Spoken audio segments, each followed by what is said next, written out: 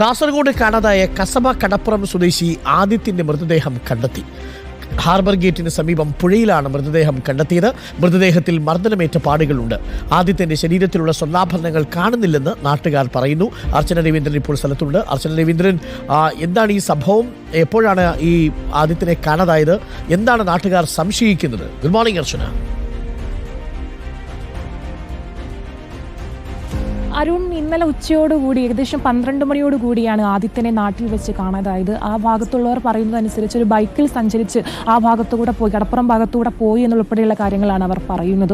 അതിനുശേഷം ഒരു mobile phone കേന്ദ്രീകരിച്ച് നടത്തിയ അന്വേഷണത്തിലാണ് അത്തരത്തിൽ ആ ഒരു പുഴയുടെ അല്ലെങ്കിൽ ആ ഒരു കടലിൻ്റെ ഭാഗത്ത് നിന്ന് ആ ലൊക്കേഷൻ ഓണാകുന്ന ഒരു സാഹചര്യം ഉണ്ടായത്. തുടർന്നാണ് ആ ഭാഗത്ത് കേന്ദ്രീകരിച്ചൊരു അന്വേഷണം ഈ നാട്ടുകാരായാലും ഉൾപ്പെടെയുള്ള അംഗങ്ങൾ ഉൾപ്പെടെയുള്ള ആളുകൾ നടത്തുന്നത്. തുടർന്നാണ് ഇന്നലെ രാത്രിയും അതുപോലെ ഇന്ന് രാവിലെയും നടത്തിയ തെരച്ചിലിന് ഒടുവിലാണ് അതിന്റെ മൃതദേഹം കാണപ്പെടുന്നതിൽ പ്രധാനപ്പെട്ട കാര്യം എന്ന് പറയുന്നത് മൃതദേഹത്തിൽ കാര്യമായി തന്നെ മർദ്ദനമേറ്റ പാടുകൾ ഉൾപ്പെടെയുള്ള കാര്യങ്ങളാണ് അവർ വ്യക്തമാക്കുന്നത്. ഉൾപ്പെടെ ശരീരത്തിൽ ഉണ്ടായിരുന്ന സ്വർണ്ണാഭരണങ്ങൾ, കയ്യിലെ ചെയിൻ അല്ലെങ്കിൽ മാല ഉൾപ്പെടെയുള്ള കാര്യങ്ങളൊന്നും നഷ്ടപ്പെട്ടു ഉൾപ്പെടെയുള്ള കാര്യങ്ങളെല്ലാം തന്നെ ഇപ്പോൾ ആ ഒരു പരിശോധനയിൽ വ്യക്തമാക്കിയിട്ടുണ്ട്. നമ്മളിപ്പോൾ ജനറൽ ആശുപത്രിക്ക് മുമ്പിൽ, മോർച്ചറിക്ക് മുമ്പിൽ പോസ്റ്റ്മോർട്ടം നടപടിക്ക് വേണ്ടിയുള്ള കാത്തിരിപ്പിലാണ് ഇവിടെയുള്ള ആളുകളെല്ലാം തന്നെ നമ്മുടെ കൂടെ.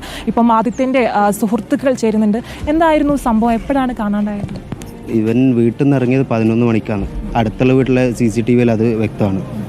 11 മണിക്ക് കൃത്യം അവൻ വീട്ടിൽ നിന്ന് ഇറങ്ങിയിട്ട് പിന്നെ 12 മണിക്ക് ഒരു ഫോട്ടോ എടുത്തിട്ടുണ്ട്. 12:45 ആ സമയമാകുമ്പോൾ അവിടുന്ന് ഹാർബറിൽ നിന്ന് ഒരു ഫോട്ടോ എടുത്തിട്ടുണ്ട്. പിന്നെ അവനെ വിളിച്ചാൽ കിട്ടുന്നില്ല.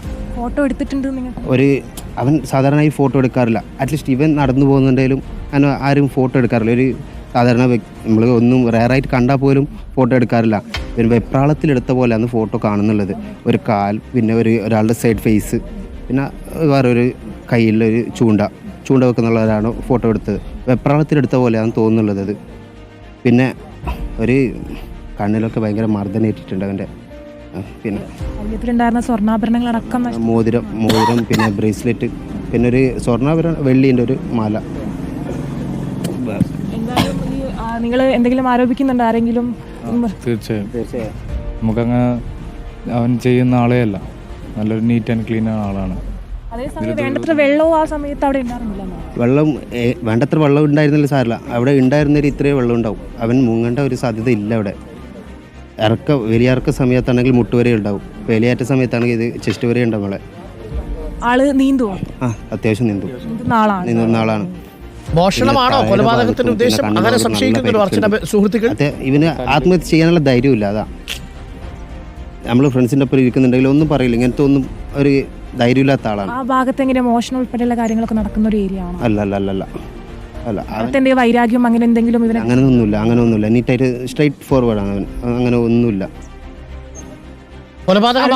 അത് തന്നെയാണ് കൃത്യമായി പറയാൻ അറിയില്ല. കാരണം മോഷണമാണോ അല്ലെങ്കിൽ വേറെ എങ്കിൽ തീർച്ചയായും അരുൺകുമാർ കൊലപാതകം തന്നെയാവാൻ കാരണം ഇതിൽ പ്രധാനപ്പെട്ട കാര്യം എന്ന് പറയുന്നത് മോഷണം ഉൾപ്പെടെയുള്ള കാര്യങ്ങൾ, അതായത് സ്വർണ്ണാഭരണങ്ങൾ ഉൾപ്പെടെയുള്ള കാര്യങ്ങളെല്ലാം നഷ്ടപ്പെട്ടിട്ടുണ്ട്. അതുകൊണ്ട് തന്നെ അതേസമയം തന്നെ ഈ കണ്ണിലടക്കമുള്ള ഭാഗങ്ങളിൽ മർദ്ദനവും ഏറ്റിട്ടുണ്ട്. അതുകൊണ്ട് തന്നെ ഈ നാട്ടുകാരടക്കം അല്ലെങ്കിൽ ഇവന്റെ സുഹൃത്തുക്കളടക്കം ആരോപിക്കുന്ന കാര്യം എന്ന് പറയുന്നത് ഇത്തരത്തിലൊരു എന്തെങ്കിലും കൊലപാതകമാകാനുള്ള സാധ്യത തന്നെയാണ്. അതുപോലെ സമയം അവൻ ഇത്തരത്തിലൊരു ഫോട്ടോ എടുത്തു എന്ന് പറയുമ്പോൾ ഫോട്ടോ എടുത്ത ആ ഒരു സംഭവം ചില ആശങ്കകൾ ഉണ്ടായിരുന്നു എന്നാണ് സുഹൃത്തുക്കൾ പറയുന്നത്. കയ്യിൽ ധരിച്ചിരുന്ന മോതിരം കാണാനില്ല.